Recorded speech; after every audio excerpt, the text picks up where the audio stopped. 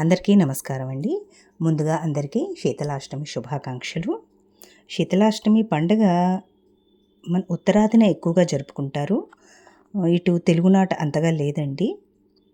ఎందుకంటే ఇక్కడ ఆహ్, ప్రాచుర్యంలో లేదు ఈ అమ్మవారి గురించి.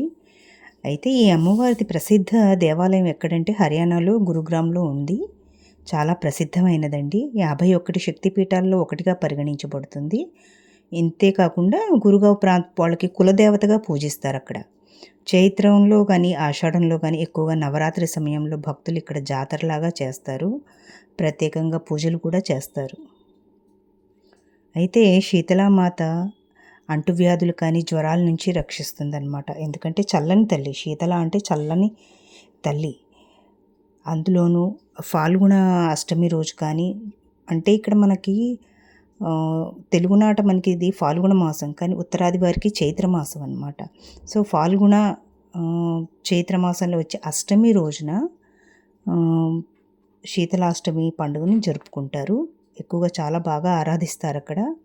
అయితే చర్మ వ్యాధుల నుంచి, అంటు జ్వరాల నుంచి, స్ఫోటకం అంటారు కదా అమ్మవారు, చిన్నమ్మవారు, పెద్దమ్మవారు అంటారు. అలాగే కలరా నుంచి, చర్మ వ్యాధుల నుంచి, జ్వరాల నుంచి, వైరస్ జ్వరాలు ఉంటాయి కదండి, వాటి నుంచి రక్షిస్తుందన్నమాట. ఎందుకంటే చలికాలం నుంచి ఎండాకాలం, వసంతం వచ్చేసరికి ఋతు పరివర్తన జరుగుతుంది. సో ఈ టైంలో అంటువ్యాధులు బాగా ప్రబలంగా ఉంటాయన్నమాట. సో ఈ టైంలో గనక రోగాలు, జ్వరాలు వస్తాయి ఎక్కువగా. సో జ్వరాల నుంచి రక్షిస్తుందన్నమాట ఈ అమ్మవారు, అంటువ్యాధుల నుంచి, జ్వరాల నుంచి. అందుకే ఎక్కువగా అక్కడ ఈ అమ్మవారిని, శీతలాదేవిని కొలుస్తారు. కొలిచినప్పుడు చల్లగా చూస్తుందని నమ్మకం అన్నమాట. అంటే ఈమె ఆరాధన వల్ల భయంకరమైన రోగాలు, వైరస్ల నుండి కాపాడుతుందని ప్రజల నమ్మకం అండి అక్కడ. అయితే నవరాత్రి సమయంలో చాలా పెద్ద ఎత్తున వేడుకలు నిర్వహిస్తారు. కుంభమేళా తరహాలో భక్తులు తరలి వస్తారట అక్కడ. అమ్మవారు ఎలా ఉంటుంది అంటే, శీతలాదేవి గాడిద వాహనంపై ఎక్కి, చేతిలో చీపురు, చాట, అలాగే కలశంతో దర్శనమిస్తుంది అమ్మవారు. అయితే అమ్మవారిని తొందరగా ప్రసన్నం చేసుకోవడానికి భక్తులు ఎక్కువగా శీతలాష్టకం పఠిస్తారు. సర్వరోగాలను, భయాలను పోగొడుతుందన్నమాట అమ్మవారు. అమ్మవారిని కొలవడానికి మంత్రం కూడా ఉందండి. అమ్మవారిని మంత్రం చేత, అంటే ఏ మంత్రం చేత జపం చేయొచ్చు అంటే, హ్రీం శ్రీం శీతలాయే నమః. మనం అమ్మవారిని దిగంబరి చీపిరిని పట్టుకుని నీటి బిందెతో, అలాగే చాటును ధరించి గాడిదనెక్కి ఉండే శీతలాదేవిని స్మరించాలన్నమాట. ఎక్కువగా ఏంటంటే గ్రహణ సమయంలో దీపావళి నాడు కానీ నడుము లోతు నీళ్ళల్లో నుంచొని, అలాగే గ్రహణ సమయంలో పట్టు నుండి విడుపు వరకు జపం చేసుకోవాలి. లేదు అలా కుదరని పక్షంలో మామూలుగా జపం చేసుకోవాలి. గురుముఖత మంత్రం తీసుకొని చేస్తే సిద్ధి పొందుతారు, మంత్రసిద్ధి పొందుతారు. ఈ అమ్మవారికి వండిన పదార్థాలు ఇష్టం ఉండవండి. రాత్రిపూట వండి పదార్థాలు తెల్లారి మహానైవేద్యం కింద సమర్పిస్తారు.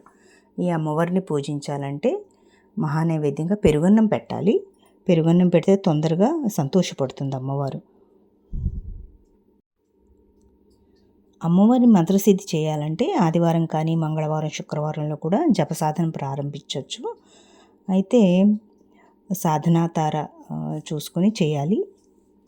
ఒకవేళ రోగికి మంత్రించి తీర్థం ఇవ్వాలి అనుకుంటే కనుక మంత్రసిద్ధి పొందాలండి. అలాగే రోగి మీద మంత్రజలంపై చల్లడం కానీ, మనసులో స్మరించుకొని, మంత్రాన్ని మనసులో స్మరించుకొని వేపమండతో దిగదుడుచుట చేయాలన్నమాట.